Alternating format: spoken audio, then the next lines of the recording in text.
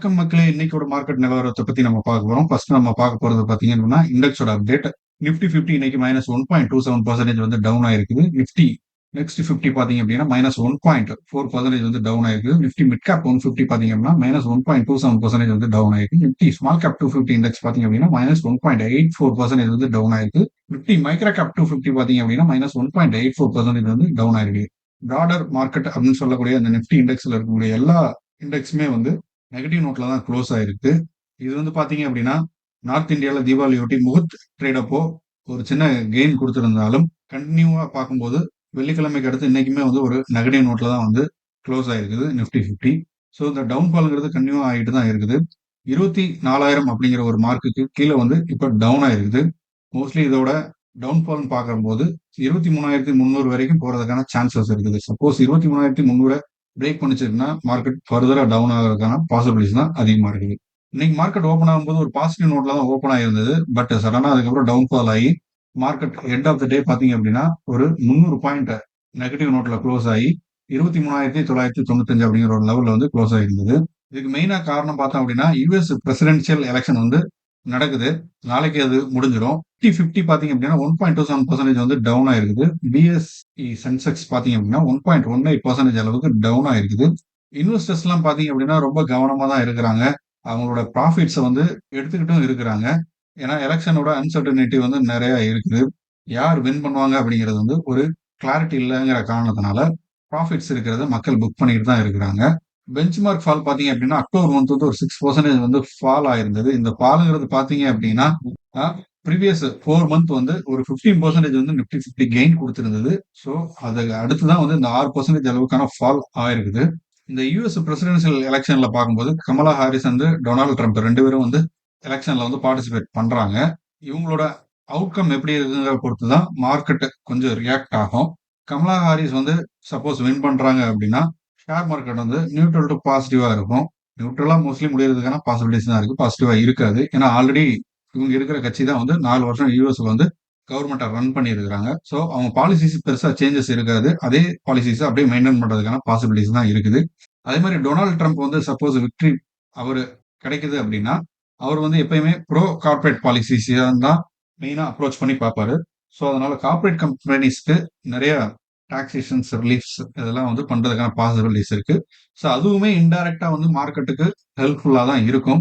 இருந்தாலுமே இவங்க 2 பேர்ல கமலா ஹாரிஸ் அவங்களோட கட்சி இருந்த இந்த 4 வருஷ பீரியட்ல தான் இந்தியாவுக்கும், யுஎஸ் கவர்மெண்ட்டுக்கும் எக்ஸ்போர்ட்ஸ்ல நெறைய பாசிட்டிவ் சைன்ஸ் இருந்து நெறைய விஷயங்கள் நடந்திருக்கு நல்லபடியா. ட்ரம்போட லாஸ்ட் டெர்ன் ஓவர்ல பார்த்தீங்க அப்படின்னா, அந்த அளவுக்கு பெருசா இல்ல. ஏன்னா அவரு H1 விசாலயே வந்து நெறைய ப்ராப்ளம் பண்ணியிருந்தாங்க. ஸோ நம்ம ஆட்கள்லாம் வந்து யுஎஸ்ல போய் ஒர்க் பண்றதுக்கான ஒரு சிக்கல்கள்லாம் வந்து அவர் பீரியட்ல ஏற்பட்டுச்சு. ஸோ இது சப்போஸ் அவர் எலக்ட் ஆனா தொடருமாங்கிறத நம்ம பார்க்கணும். என்ன வேணாலும் சேஞ்சஸ் நடக்கலாம். மார்க்கெட் பார்த்தீங்க அப்படின்னா, இந்த எலக்ஷனுக்கு அப்புறம் நவம்பர் 7 வந்து நடக்கக்கூடிய ஃபெடரல் ரிசர்வ் மீட்டிங்ல வந்து 25 பாயிண்ட் பேசிக் 0.25 வந்து ரேட் கட் பண்ணலாம் அப்படிங்கிற ஒரு எக்ஸ்பெக்டேஷன் வந்து இருக்குது மார்க்கெட். ஸோ அது வந்து கண்டிப்பா நம்ம மார்க்கெட்ல ஃபாரின் இன்வெஸ்டர்ஸ் வந்து அமௌண்ட்ட இன்ஃப்ளோ பண்ணி இன்வெஸ்ட் பண்றதுக்கான ஒரு பாசிபிலிட்டிஸ வந்து உண்டு பண்ணும். அதே சேம் டைம் இது இப்படியும் நடக்கலாம். சேம் டைம் அவங்க எகைன் வந்து செல் இந்தியா, பை சைனா அப்படிங்கிற ஒரு மோட்டிவ்ல தான் இருக்கிறாங்க. அது கன்டினியூவா தொடர்றதுக்கான பாசிபிலிட்டீஸும் இருக்குது. இருந்தாலும் இந்த அக்டோபர் மந்த்ல வந்து மார்க்கெட் நமக்கு நல்லாவே வந்து ஒரு நல்ல வேல்யூவேஷனுக்கு எல்லா ஸ்டாக்குமே கீழ இறங்கி வந்திருக்கு. ஸோ அதனால ஃபாரின் இன்வெஸ்டர்ஸ் வந்து நம்ம ஸ்டாக்ஸ வந்து கன்சிடர் பண்றதுக்கான பாசிபிலிட்டீஸ் இருக்குது. இந்த ரேட் கட் நடந்தா. ஸோ இந்த எக்ஸ்பெக்டேஷனும் இருக்குது மார்க்கெட்ல. ஸோ நம்ம நவம்பர் 7 வரைக்குமே ஒரு ஃப்ளக்சுவேஷன்ல தான் ஷேர் மார்க்கெட்டுங்கிறது இருக்க போது. ஸோ கொஞ்சம் கவனமா இருக்கணும். அதே மாரி மேஜர் செக்டாரா இருக்கக்கூடிய 13 செக்டார் பார்த்தீங்க அப்படின்னா, எல்லாமே வந்து இன்னைக்கு நெகட்டிவ் நோட்ல தான் க்ளோஸ் ஆயிருக்குது. Especially small cap and mid cap இண்டெக்ஸ்லாம் பார்த்தீங்க அப்படின்னா 2-1.3% வந்து இன்னைக்கு நெகட்டிவ் நோட்ல க்ளோஸ் ஆயிருக்குது.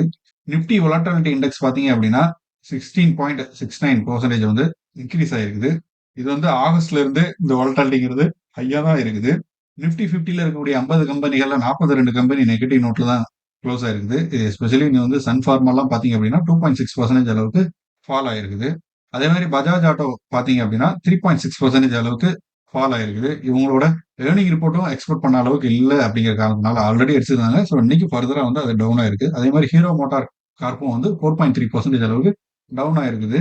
அடுத்து நம்ம பார்க்க போறது பாத்தீங்க அப்படின்னா நிஃப்டி 50 அண்ட் நிஃப்டி நெக்ஸ்ட் 50 இதுல இருக்கக்கூடிய டாப் 5 கெய்னர்ஸ் வந்து டாப் 5 லூசர்ஸ் வந்து பாக்குறோம். டாப் 5 கெய்னர்ஸ்ல பாத்தீங்க அப்படின்னா Mahindra and Mahindra, Mahindra, Cipla, SBI, doctor Reddy இவங்கெல்லாம் வந்து டாப் 5 கெய்னர்ஸ்ல இருக்கிறாங்க. டாப் 5 லூசர்ஸ்ல வந்து Hero Motors, Grasim, Bajaj Auto, Adani Port, BPCL இதெல்லாம் வந்து டாப் 5 லூசர்ஸ்ல வந்து இருக்கிறாங்க. இதே மாதிரி நிஃப்டி நெக்ஸ்ட் 50ல பாத்தீங்க அப்படின்னா நாட்கிரே, PNB, Bajaj Holdings, Motherson, Siemens இதெல்லாம் வந்து டாப் 5 கெய்னர்ஸ்ல இருக்கிறாங்க. டாப் 5 லூசர்ஸ்ல வந்து IOC, Tata power, DLF, TVS Motors, BHEL இவங்கெல்லாம் வந்து டாப் 5 லூசர்ஸ்ல இருக்கிறாங்க.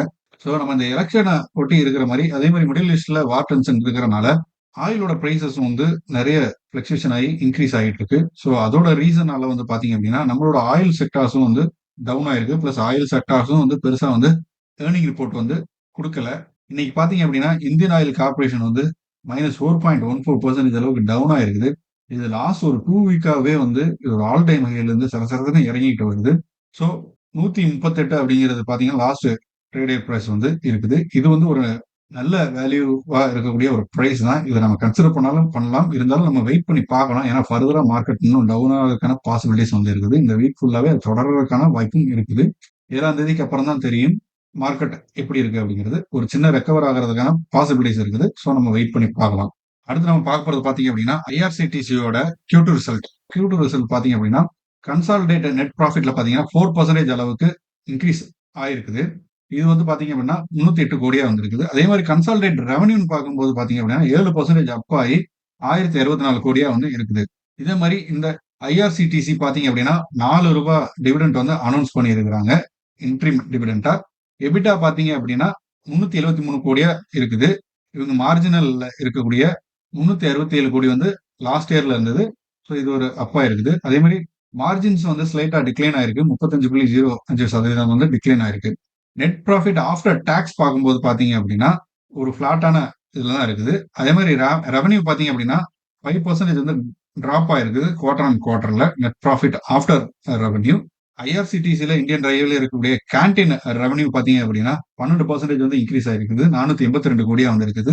அதே மாதிரி இன்டர்நெட் டிக்கெட்டிங் செக்மெண்ட் பாத்தீங்க அப்படின்னா 371 கோடி ரெவன்யூ வந்து கொடுத்திருக்குது. இது லாஸ்ட் இயர்ல 327 கோடி ரெவன்யூ தான் இந்த வருஷம் இன்க்ரீஸ் ஆயிருக்குது. டூரிசம் செக்மெண்ட்ல ரெவன்யூ பாத்தீங்க அப்படின்னா 90 கோடியா வந்து இருக்குது. இது லாஸ்ட் இயர்ல வந்து 78 கோடியா தான் இருக்குது. ஐஆர்சிடிசி வந்து பாத்தீங்க அப்படின்னா இன்னைக்கு வந்து ஒரு 2% டிக்ளைன் ஆகி லாஸ்ட் ட்ரேடட் பிரைஸ் பாத்தீங்க அப்படின்னா 815 அப்படிங்கிற ஒரு ரேஞ்சில் வந்து இருக்குது. ஸோ ஐஆர்சிடிசி வந்து நல்லாவே பர்ஃபார்ம் பண்ணியிருக்கிறாங்க. இருந்தாலுமே இந்த ஸ்டாக் வந்து இன்னைக்கு டிக்ளைன் ஆயிருக்கு. ஃபர்தரா ஒரு சில பர்சன்டேஜ் வந்து டிக்ளைன் ஆகிறதுக்கான பாசிபிலிட்டிஸ் தான் இருக்குது. ஏன்னா இது ஆல்ரெடி ஓவர் வேல்யூஷன்லயும் இருக்குது. ஏன்னா பிஎஸ்யூ பங்குகள் கவர்மெண்ட் மேனேஜ் பண்ணக்கூடிய நிறைய பங்குகள் வந்து பாத்தீங்க அப்படின்னா election before 4 month and election after 2 months வந்து பாத்தீங்கன்னா ஒரு நல்ல ரேலி கொடுத்திருந்தது. ஸோ அதுக்கப்புறம் எலெக்ஷன் ஆஃப்டர் 2 மந்த்ஸ்க்கு அப்புறம் பாத்தீங்க அப்படின்னா பிஎஸ்சி பங்குகள்லாம் வந்து எல்லாமே டவுன் ஆகிட்டு இருக்குது. இதுக்கு பெஸ்ட் எக்ஸாம்பிள் பார்க்கும்போதே ஐஓசி பார்க்கலாம். அதே மாதிரி ஐஆர்எஃப்சி, ஐஆர்சிடிசி இந்த மாதிரி எல்லா கம்பெனி ஸ்டாக்ஸுமே வந்து டிக்ளைன் தான் போயிட்டு இருக்குது. அடுத்து நம்ம பார்க்க போறது பாத்தீங்க அப்படின்னா எக்ஸைடு இண்டஸ்ட்ரீஸ் ஓட Q2 ரிசல்ட். கன்சாலிடேட் ப்ராஃபிட் பாத்தீங்க அப்படின்னா 13.66% வந்து டிக்ளைன் ஆயிருக்குது. இது வந்து 233 கோடியா வந்து இருக்குது. லாஸ்ட் இயர் கன்சாலிடேட் பாத்தீங்க அப்படின்னா ப்ராஃபிட் ஆஃப்டர் டாக்ஸ் பாத்தீங்க அப்படின்னா 270 கோடியா வந்து இருக்குது. கன்சாலிடேட்டட் ரெவன்யூ வந்து 4450 கோடியா வந்து இருக்குது. இது லாஸ்ட் இயர்ல பார்க்கும்போது 4371 கோடியா வந்து இருக்குது. இன்க்ரீஸ் ஆயிருக்குது. டோட்டல் எக்ஸ்பென்ஸும் வந்து இன்க்ரீஸ் ஆயிருக்குது. லாஸ்ட் இயர்ல 4043 கோடியா இருந்த எக்ஸ்பென்ஸ் இப்போ 4157 கோடியா வந்து இருக்குது. அதே மாதிரி எக்ஸைடு இண்டஸ்ட்ரீஸ்ங்கிறது ஒரு பேட்டரி மேனுஃபேக்சரிங் கம்பெனி. இவங்க வந்து 2 வீலர் அண்ட் 4 வீலர்ல பேட்டரி ரீப்ளேஸ்மெண்ட் செக்மெண்ட்ல வந்து நல்ல ஸ்ட்ராங்கான டிமாண்ட் வந்து இவங்களுக்கு இருக்குது. அதே மாதிரி இண்டஸ்ட்ரியல் யூபிஎஸ் பிளஸ் வந்து சோலார் செக்மெண்ட்ல வந்து இவங்களுக்கு வந்து நல்ல டிமாண்ட் வந்து இருக்குது. ஹவுசிங் செக்மெண்ட்ல இருக்கக்கூடிய யூபிஎஸ் பாத்தீங்க அப்படின்னா அந்த அளவுக்கு டிமாண்டா இல்ல. அது வந்து ஸ்லோ மூவிங்ல தான் இருக்குது. இண்டஸ்ட்ரியல்ல இருக்கக்கூடிய யூபிஎஸ் அண்ட் சோலார் செக்மெண்ட் வந்து ஸ்ட்ராங்காவே இருக்குது. இதுக்கான நிறைய காரணங்கள் இருக்குது. ஏன்னா எல்லா இண்டஸ்ட்ரீஸுமே வந்து இஎஸ்ஜி அப்படிங்கிற ஒரு கான்செப்டுக்குள்ள போயிட்டு இருக்கிறாங்க. Environmental social governance. ஸோ அதுக்கு பேஸ் பண்ணி அவங்க வந்து 6 month 1 year 2 year long term கோல்ஸ்லாம் வந்து வச்சிருக்கிறாங்க. பவர் கன்சப்ஷன் வந்து கம்மியா கன்சப்ஷன் பண்ணணும். அதே மாதிரி ரினியூவபிள் எனர்ஜில கன்சப்ஷனை வந்து இன்க்ரீஸ் பண்ணணும் அப்படிங்கிற ஒரு பாயிண்ட் ஆஃப் வியூல வந்து அவங்களுக்கு கோல் வந்து செட் பண்ணணும் அப்படிங்கிற ஒரு டார்கெட் இருக்கு. ஏன்னா அப்பதான் வந்து அவங்க நல்ல ஒரு பிசினஸ் வந்து என்வரன்மெண்ட்ல ஒரு பொறுப்பா நடந்துக்கிறாங்க அப்படிங்கறத அவங்க வெளிப்படுத்தணும் அப்படின்னா இந்த விஷயங்கள்ல அவங்க வந்து பண்ணி ஆகணும். ஸோ ஃபர்தரா பவர் காஸ்ட்டுமே வந்து இன்க்ரீஸ் ஆகிட்டு தான் இருக்குது. ஸோ மோஸ்ட்லி எல்லாருமே சோலார் இன்ஸ்டாலேஷன் பண்ணி பவர் காஸ்ட்டை குறைக்கிறதுக்கும் ட்ரை பண்ணிட்டு இருக்காங்க. ஸோ அந்த ரீசன்னாலையும் வந்து பார்த்தீங்க அப்படின்னா பேட்டரியோட டிமாண்ட் வந்து இருந்துகிட்டே தான் இருக்க போகுது. அதே மாதிரி எக்ஸைட் இண்டஸ்ட்ரீஸ் பார்த்தீங்க அப்படின்னா எக்ஸ்போர்ட்லயும் ஒரு ஸ்ட்ராங்கான பாசிட்டிவ் சென்ஸ்ல தான் இருக்கிறாங்க. அதே மாதிரி எக்ஸ்போர்ட்டை இன்க்ரீஸ் பண்றதுக்காக நிறைய ப்ராடக்ட் செக்மெண்ட் வந்து புதுசா ட்ரை பண்ணிட்டு இருக்கிறாங்க. அதே மாதிரி ஒரு ஷார்ட் டேர்ம்ல பார்க்கும்போது இவங்களோட பிசினஸ் வந்து ஒரு பாசிட்டிவ் நோட்ல தான் இருக்குது. ஸோ இந்த ஸ்டாக்குமே வந்து ஒரு ஆல் டைம் ஹை 550ங்கிற ரேஞ்சில இருந்து இப்போ டவுன் ஆகி நியர்லி ஒரு 420 அப்படிங்கிற ஒரு ரேஞ்சில் தான் வந்து ட்ரேட் ஆகிட்டு இருக்கு. ஸோ மோஸ்ட்லி இன்னைக்கு பார்த்தீங்க அப்படின்னா எல்லா கம்பெனிகளுமே வந்து நெகட்டிவ் ட்ரெண்ட்ல தான் க்ளோஸ் ஆயிருக்குது. இதுக்கான காரணங்கள் நிறைய இருக்குது. நம்ம மார்க்கெட்டே ஓவர் வேல்யூஷன்ல தான் இருக்குது.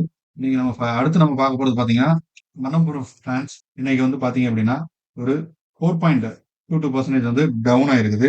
அதே மாதிரி ஐஓசி பார்த்தீங்க அப்படின்னா இந்தியன் ஆயில் கார்பரேஷன் பார்த்தீங்க அப்படின்னா இன்னைக்கு வந்து ஒரு 4.18% வந்து டவுன் ஆயிருக்குது. ரூ. 6 வந்து டவுன் ஆயிருக்குது. இதோட ட்ரெண்ட் நம்ம பார்க்கும்போது இதோட ஏர்னிங் ரிப்போர்ட் வந்ததுல இருந்தே வந்து இந்த ஸ்டாக் வந்து டவுன் ஆயிட்டு தான் இருக்குது. இது ஒரு லாஸ்ட் 2 மந்த்ஸா வந்து அப் ஆகி டவுன் இந்த ஜிக்ஸாக் மூவ்மெண்ட்லயே இருந்தாலும் இது ஒரு டிக்ளைன் ட்ரெண்டை நோக்கி போயிட்டு இருக்குது. இதோட புக் வேல்யூ பார்த்தீங்க அப்படின்னா ரூ. 132 தான் இதோட புக் வேல்யூ. இது கிட்டத்தட்ட அதோட புக் வேல்யூ பக்கத்துல இருக்குது. ஸோ இது வந்து அண்டர் வேல்யூ ஸ்டாக்கா வந்து மாறிக்கிட்டு இருக்கு. இதுக்கான காரணங்கள் நம்ம பார்த்தோம் அப்படின்னா ஆயில் பிரைஸ்ங்கிறது வந்து பாத்தீங்க அப்படின்னா டிமாண்டை வச்சுதான் வந்து இன்க்ரீஸ் ஆகும்.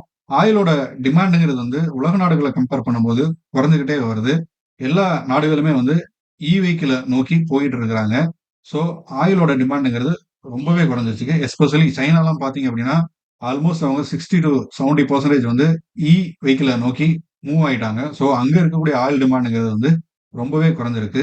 சைனாக்கு அடுத்ததா இந்தியா தான் வந்து அதிக ஆயில் கன்சப்ஷன் பண்ற ஒரு கண்ட்ரி. நம்ம தான் வந்து இப்ப கன்சப்ஷன் வந்து அதிகமா எடுத்துக்கிட்டு இருக்கோம். மற்ற நாடுகளுமே ஆயில் கன்சப்ஷன் வந்து குறைச்சிட்டாங்க. ஸோ டிமாண்ட் வந்து குறைஞ்சிருச்சு. அந்த ரீசனால தான் வந்து 2012ல இருந்த ஆயில் பேரல் பிரைஸ் அளவுக்கு தான் இப்பயும் வந்து ஆயில் பேரல் பிரைஸ் வந்து இருக்குது. இப்போ இந்த மிடில் ஈஸ்ட்ல நடக்கக்கூடிய போர்னால ஸ்லைட்டா ஆயில் பிரைஸ் வந்து வாலட்டாலிட்டியா இருக்குது. அந்த ரீசனால தான் வந்து நம்மளோட ரிஃபைனரிஸ்லாம் வந்து பெர்ஃபார்ம் பண்ணாம முடியாம திணறிக்கிட்டு இருக்கிறாங்க. ஸோ இதெல்லாம் வந்து ஒரு நல்ல சான்ஸ் வந்து ஃபர்தரா டவுன் ஆகிறதுக்கான பாசிபிலிட்டிஸ் இருக்கு. ஸ்மால் குவான்டிட்டிஸ் வந்து நம்ம கன்சிடர் பண்ணலாம். லாங் டேர்முக்கு வந்து இந்த கம்பெனிஸ்லாம் வந்து நல்ல வேல்யூவா கொடுக்கக்கூடியது. பிளஸ் டிவிடெண்டும் கொடுக்கக்கூடியது. அடுத்ததா பாத்தீங்கன்னா ஓஎன்ஜிசி இந்த கம்பெனி பாத்தீங்கன்னா ஒரு டவுன் வந்து கொடுத்திருக்கு. -2.37% வந்து டவுன் ஆயிருக்குது. இதோட ஏர்னிங் ரிப்போர்ட்டுமே வந்து ஃபியூ டேஸ்ல வந்து வரப்போகுது. ஸோ அதோட எக்ஸ்பெக்டட் ஏர்னிங் ரிப்போர்ட்டுமே வந்து பெரிய அளவுக்கு இல்லை அப்படிங்கிற மாதிரி ஒரு தாட் இருக்கிறனால தான் இந்த கம்பெனியோட ஸ்டாக்குமே வந்து டவுன் ஆயிருக்குது. அடுத்து நம்ம பார்க்க போறது பாத்தீங்கன்னா கெயில் இதோட பிரைஸ் பாத்தீங்க அப்படின்னா 1.98% வந்து டவுன் ஆயிருக்குது. இதோட ஏர்னிங் ரிப்போர்ட் வந்து நாளைக்கு வரப்போகுது. ஸோ இதை பேஸ் பண்ணியும் இந்த கம்பெனி ஃபர்தரா டவுன் ஆகிறதுக்கான பாசிபிலிட்டிஸும் இருக்குது. அடுத்து நம்ம பார்க்க போறது பாத்தீங்க அப்படின்னா கோல் இந்தியா இது பாத்தீங்கன்னா இன்னைக்கு -2.39% அளவுக்கு டவுன் ஆயிருக்குது. இதோட ஏர்னிங் ரிப்போர்ட் வந்து பெருசா அந்த அளவுக்கு இல்ல. ஸோ இருந்தாலுமே இது ஒரு நல்ல வேல்யூவேஷன்ல தான் இருக்குது. அண்டர் வேல்யூடா தான் இருக்குது. பிளஸ் இந்த ஸ்டாக்லாம் வந்து லாஸ்ட் 1 இயர்ல தான் ஒரு நல்ல ரேலி கொடுத்திருக்கு. இது வந்து நல்ல டிவிடெண்ட் கொடுக்கக்கூடிய ஸ்டாக். நம்ம லாஸ்டா பார்த்தா இந்த 4 ஸ்டாக்குமே வந்து நல்ல டிவிடெண்ட் கொடுக்கக்கூடிய ஸ்டாக். ஸோ இப்போ மார்க்கெட் டவுன் ட்ரெண்ட்ல இருக்கிறனால இதோட வேல்யூவேஷன்லாம் குறைஞ்சு அண்டர் வேல்யூவேஷன்ல இருக்குது. ஸோ இந்த சமயத்துல நம்ம வந்து ஃபியூ குவான்டிட்டிஸை வந்து கன்சிடர் பண்ணி வைக்கிறது வந்து நம்ம லாங் டேர்முக்கு வந்து ஒரு பெனிஃபிட்டை கொடுக்கும். காரணம் பார்த்தீங்க அப்படின்னா இவங்க வந்து பீரியடிக்கலா டிவிடெண்ட் கொடுக்கக்கூடிய ஸ்டாக் சாலிடா வந்து டிவிடெண்ட் கண்டிப்பா இருக்கும். ஏன்னா கவர்மெண்டோட கம்பெனிஸ் எல்லாமே டிவிடெண்டா தவறமா கொடுப்பாங்க. ஸோ நம்ம டிவிடெண்டுக்காகவே இந்த ஸ்டாக்லாம் கன்சிடர் பண்ணலாம். நம்ம முன்னாடியே சொன்ன மாதிரி வந்து பாத்தீங்க அப்படின்னா நம்ம இந்தியன் மார்க்கெட்டுங்கிறது வந்து வாலட்டாலிட்டி வந்து அதிகமா இருக்குது. இந்த சமயத்துல நம்ம வந்து ஸ்டாக்ஸ் வந்து அதிக அளவு கன்சிடர் பண்றதுங்கிறது வந்து தவறால தான் முடியும். அதே மாதிரி மியூச்சுவல் ஃபண்ட்லயும் இன்வெஸ்ட் பண்றது வந்து லம்சமா பண்றதும் ஒரு ஆபத்துல தான் முடியும். ஸோ பொறுமையா வெயிட் பண்ணுங்க. மார்க்கெட் வந்து ஒரு சின்ன டேர்ன் ஓவர்க்கான ஒரு சிக்னலை கொடுக்கும்போது நம்ம நல்ல வேல்யூவேஷன்ல இருக்கக்கூடிய ஸ்டாக்ஸை கன்சிடர் பண்ணலாம். ஸோ அந்த சின்ன ரேலியில நம்ம ஒரு நல்ல ரிட்டர்னே பார்க்கலாம். ஸோ பொறுமையா இருங்க. இந்த வாலட்டாலிட்டிங்கிறது இன்னும் 2 வீக்ஸ்க்குள்ள வந்து செட்டில் ஆகி அடுத்து ஒரு சின்னதா ரெக்கவரி கொடுக்கறதுக்கான பாசிபிலிட்டிஸ் வந்து இருக்குது. ஸோ அது வரைக்கும் நம்ம பொறுமையா வெயிட் பண்ணலாம். இந்த வீடியோ உங்களுக்கு பிடிச்சிருந்தா லைக் பண்ணுங்க. மேலும் இது மாதிரியான ஸ்டாக் மார்க்கெட் ரிலேட்டடான இன்ஃபர்மேஷன் அண்ட் நியூஸஸ்க்கு நம்ம சேனலை வந்து சப்ஸ்கிரைப் பண்ணுங்க. ஃப்ரெண்ட்ஸ் அண்ட் ஃபேமிலிக்கு ஷேர் பண்ணுங்க. தேங்க்யூ.